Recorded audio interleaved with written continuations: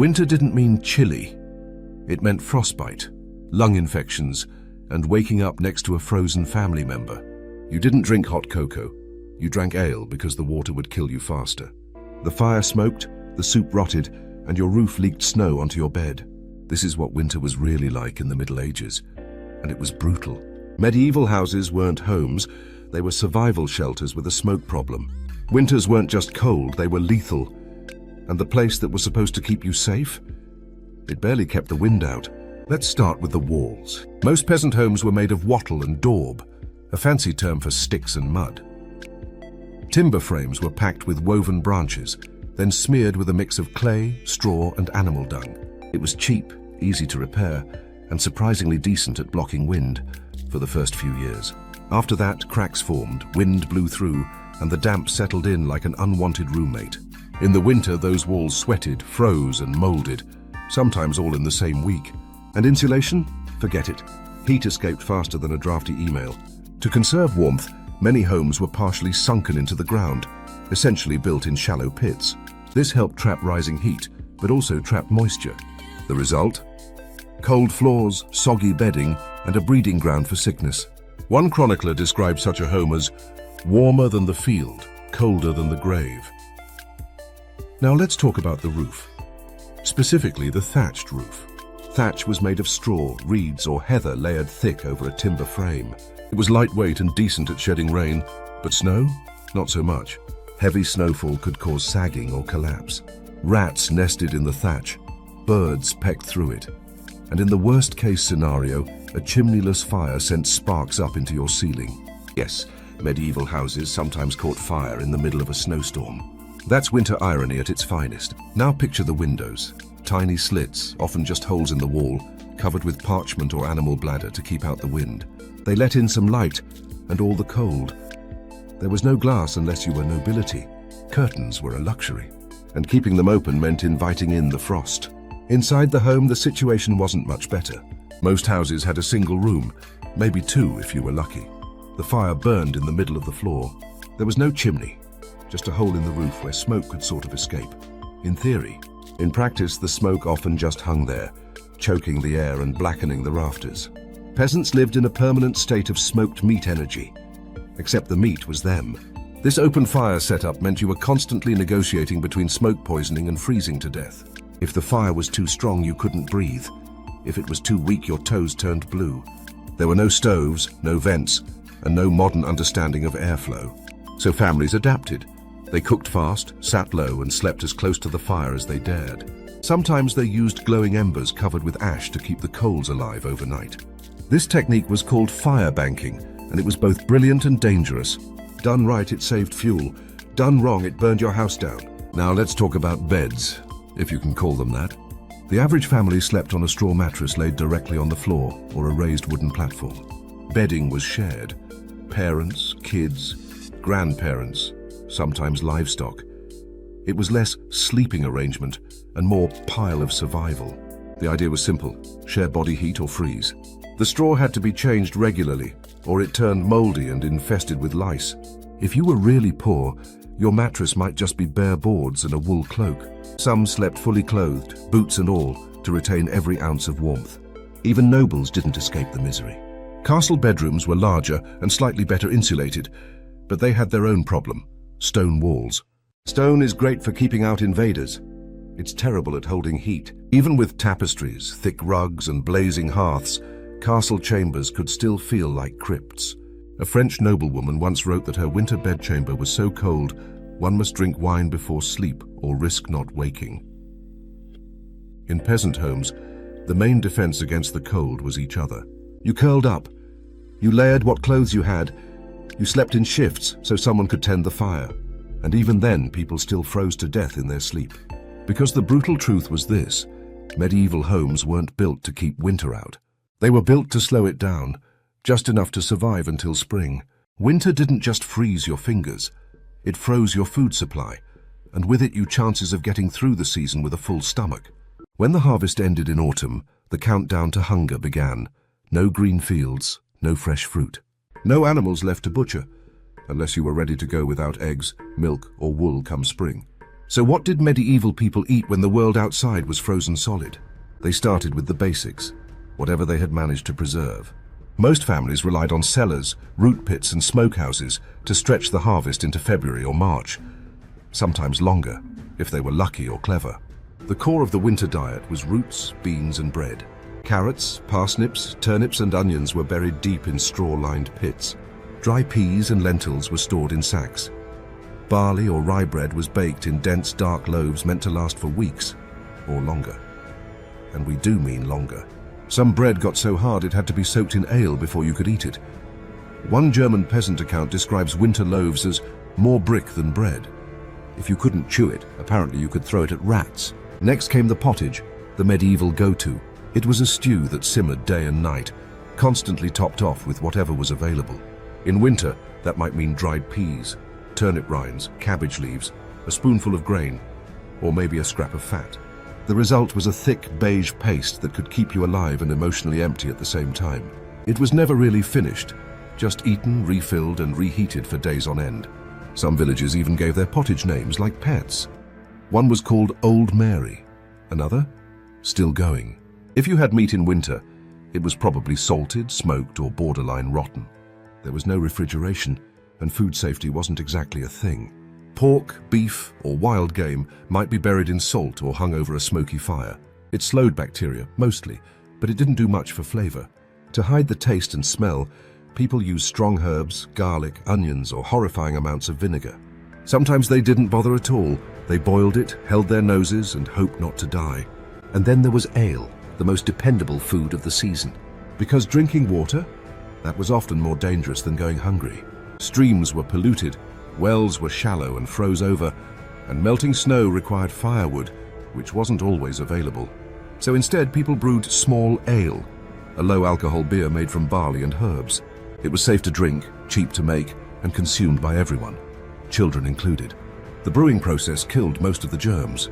Some adults drank up to a gallon of ale per day. In some villages, it replaced both breakfast and dinner. Then came fermented food, sauerkraut, pickled onions, turnips in brine. These weren't delicacies.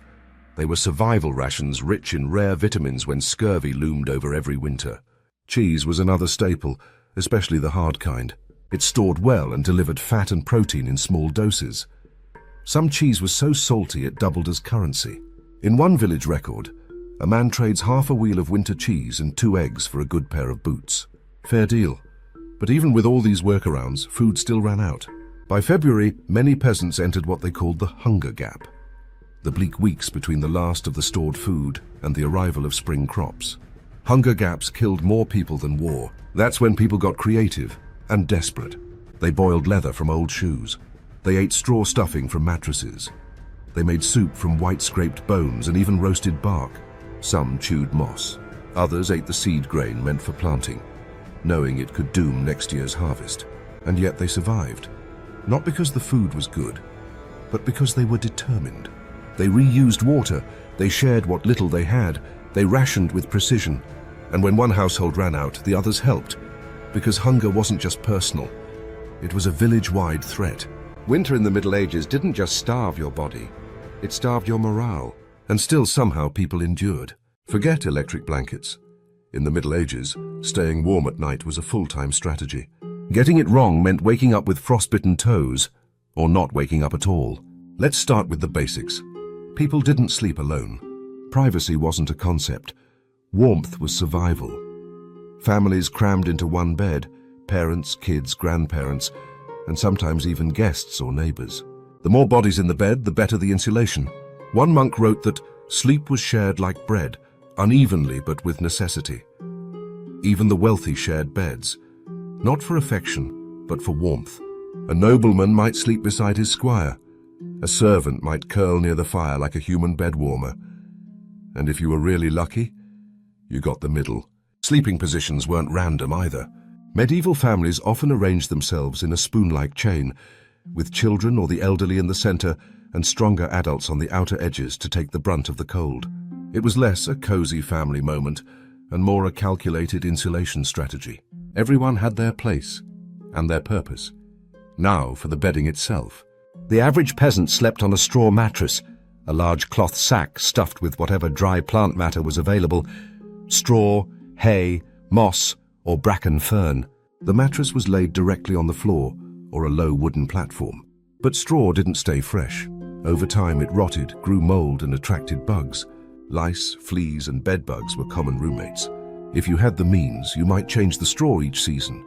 If not, you just lived with it. Blankets weren't soft or luxurious. Think coarse, unwashed wool layered over and under your clothing. Some people even slept in their boots, especially if the floor was dirt or stone. Clothes weren't taken off at night. They were your last line of defense. Every layer mattered when the room around you could drop below freezing. Heating the house was a delicate balancing act. The central hearth fire burned during the day, but wood was expensive and had to be rationed. By nightfall, most families relied on a technique called banking the fire. They raked the hot embers into a pile, covered them with ash, and let them smolder overnight. In the morning, they'd blow the embers back to life. Done correctly, it preserved heat and saved fuel. Done wrong, it either died out or burned the house down. To avoid this, some villages used a rotating fire duty system. Each household took turns checking on communal fires, especially during freezing nights. One record from 1289 mentions a man being fined a full week's worth of kindling for falling asleep during his shift. Fire meant life, and falling asleep on fire duty meant danger for everyone. Even sleep itself followed a different rhythm. People didn't sleep in one long stretch like we do now. They had a first sleep and a second sleep, with a waking period in between, usually around midnight to 2 a.m. During that time, people prayed, tended the fire, checked on animals, or even visited neighbors. One monk wrote that midnight was a time of contemplation, conversation, and occasional mischief. This nighttime pause wasn't just cultural, it was practical. Midnight was often the coldest part of the night. Rotating positions in bed or checking the embers was essential to staying alive. Even castles weren't safe from the cold. Despite massive fireplaces and thick stone walls, the bedrooms were often freezing. Chimneys were inefficient, windows were drafty, and tapestries only helped so much. Some nobles slept above kitchens to capture rising heat. Others used braziers, portable fire pans, even though they were fire hazards. And in many cases, people simply brought the heat to bed by sleeping with livestock. Sheep, pigs, and dogs radiated enough warmth to make a difference. It smelled terrible. It wasn't sanitary, but it was better than frostbite. Surviving the night in the Middle Ages wasn't something people took for granted. It was a routine, a ritual, and often a gamble. You layered your clothes, checked your fire, curled up close to anything warm, and hoped morning would come before the cold claimed someone. And every time you opened your eyes to warmth and breath, it wasn't just another morning. It was a small but certain win. You'd think winter might bring some relief. Fewer flies, less stink, maybe even cleaner streets. You'd be wrong. In the Middle Ages, winter made everything worse, especially when it came to waste, disease, and the general breakdown of the human body. Cold didn't clean things. It froze them in place, and sometimes inside your own home. Let's start with the bathroom situation, or rather the lack of one. Most people used chamber pots, small ceramic or wooden bowls they kept under the bed. During the night, you didn't walk outside to relieve yourself. You crouched over a pot, hoped it didn't tip, and slid it back under the straw mattress. In the morning, that pot had to go somewhere. And in most villages, that somewhere was out the door or out the window. Waste was dumped directly into the street or alley, often with the warning cry, "Gardez-vous," medieval for "look out below." In winter, that mess didn't go anywhere. It froze. That meant frozen walls of human waste building up beside homes, in alleys, or under windows. Walking through town meant slipping on icy urine and stepping over solid chunks of feces. One chronicler described the streets of London during a cold snap as a battlefield of filth and bone. Public toilets? Rare. The lucky villagers had communal privies, often over rivers. But most people didn't have access, or refused to walk through the freezing dark just to use a hole in a board. In cities, sanitation workers called gong farmers were responsible for emptying cesspits. They worked at night, hauling waste out by the barrel, often in complete darkness. It was one of the highest paid labor jobs, not because of prestige, but because no one else would do it. And in winter, even they struggled. Frozen waste had to be hacked out with tools, like mining human icebergs. And while waste piled up, so did disease. Winter was a breeding ground for illness, not despite the cold, but because of it. Closed windows, trapped smoke, and overcrowded rooms created the perfect storm for respiratory infections. Let's start with the most common: influenza, bronchitis, and pneumonia. Without antibiotics, these were often fatal. A simple cough in December could turn into a shallow grave by January. People described the air inside homes as thick and stale. Fires burned constantly, but without chimneys, smoke clung to everything, including your lungs. Inhaling that much soot caused chronic coughing, chest pain, and even blindness in extreme cases. Then came chilblains and frostbite. Fingers and toes were the first to suffer. Not literally falling off, usually, but enough to make every daily task an ordeal. Skin cracked and bled, sores formed on cheeks, ears, and feet.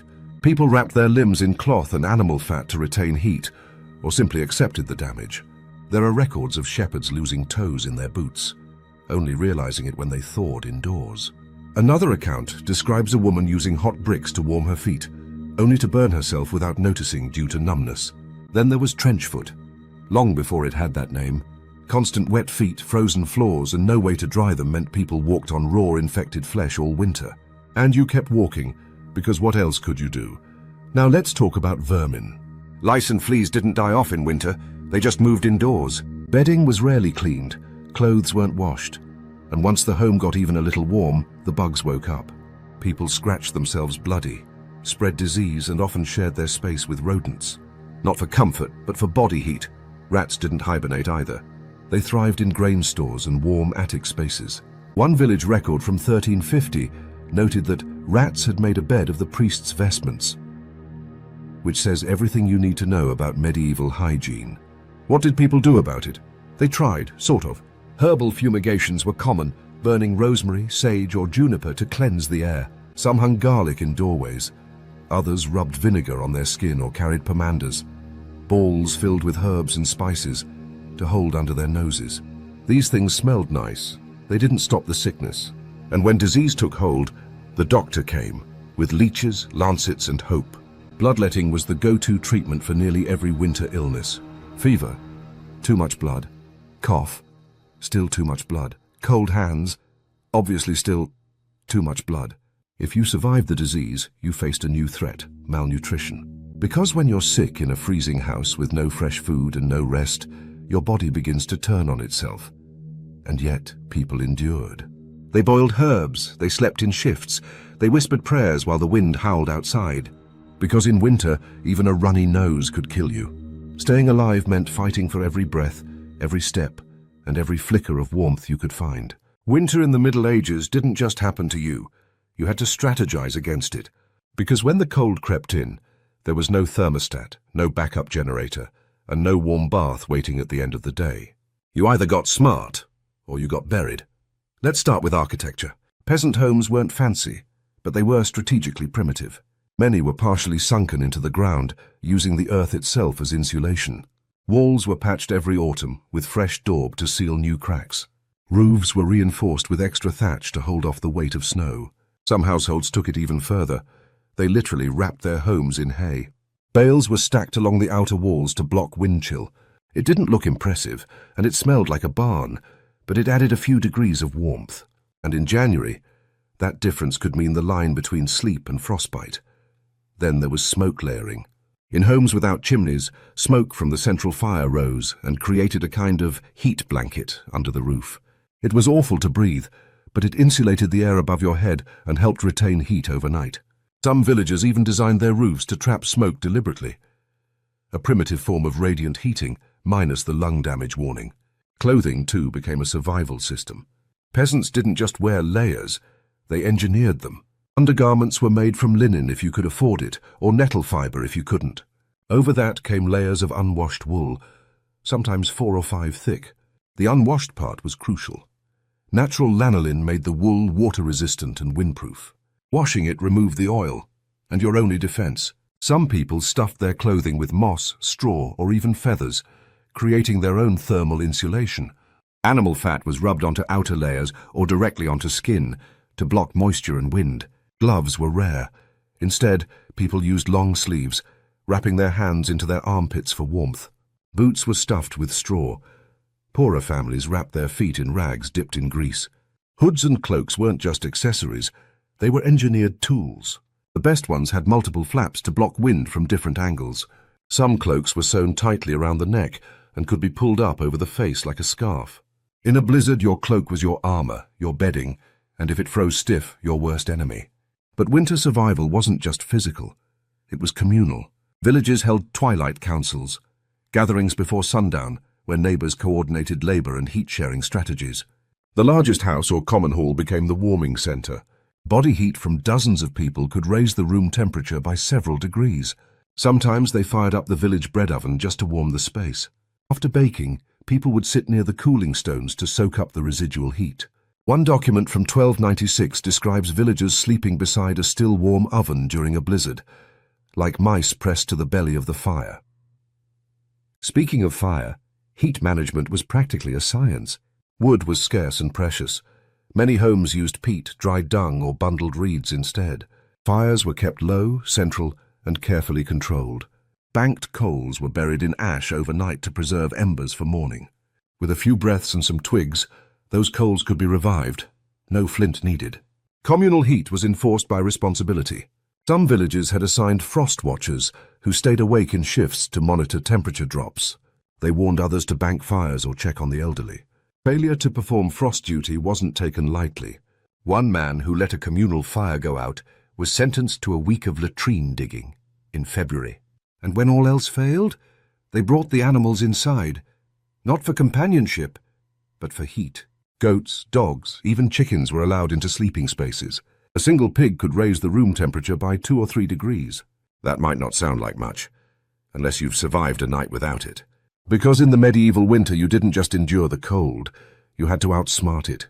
Every habit, every layer of wool, and every flickering ember was part of a bigger strategy to stay alive and make it to spring.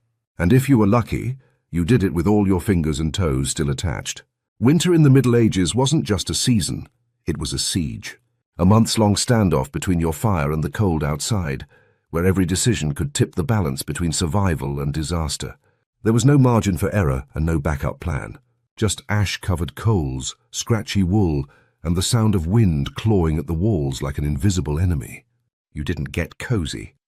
You hoped your food wouldn't rot, your roof wouldn't collapse, and your toes would make it to March. Because back then, surviving winter had nothing to do with comfort. It was about strategy, endurance, and just enough luck to see the first signs of spring. If this video made you want to hug your radiator and write a thank you note to Central Heating, subscribe. There's more brutal history coming your way. And tell us in the comments, what would have broken you first? The smoke, the hunger, or the shared bed with livestock? No wrong answers, just frozen ones.